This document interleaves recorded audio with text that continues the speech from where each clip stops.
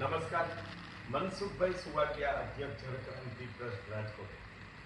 30 વર્ષનું જળ રક્ષા તપ પછી આ દેશને જળક્રાંતિ આપી હજારો ચેકડેમ તળાવ નિર્માણ કર્યા અને એના દિવ્ય કે ચમત્કારિક પરિણામો આવ્યા। જ્યાં પીવાનું પણ પાણી નહોતું એ ગામોમાં આજે 12 પાણી છે, 3 કૃષિ પાકો પાકે છે અને એક એક ગામની 3 કરોડથી 30 કરોડની કૃષિ ઉત્પાદન વધ્યું છે।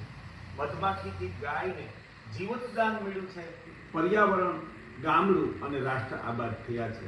ત્યારે આ જળ સંકટ એક એક ગામની ભયાનક સમસ્યા છે અને ગામડાને બચાવવા, ખેતીને બચાવવા, ગાય પર્યાવરણને બચાવવા સૌથી પહેલું કોઈ જો પુણ્ય કર્મ હોય તો એ જળ રક્ષા છે।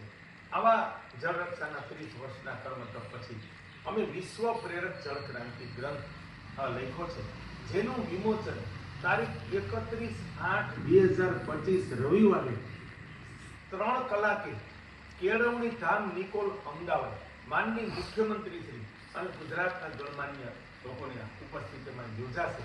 ત્યારે આ એક ઈશ્વરી જ્ઞાન છે, ઈશ્વરની કૃપાથી 18% તો જળ તત્વો ઉપર લખ્યા છે અને એક એક ગામની એક સુવર્ણ ઇતિહાસ લખ્યો છે, જે ખેડૂતોને અને તમામ લોકોને ખૂબ જ પ્રેરક છે।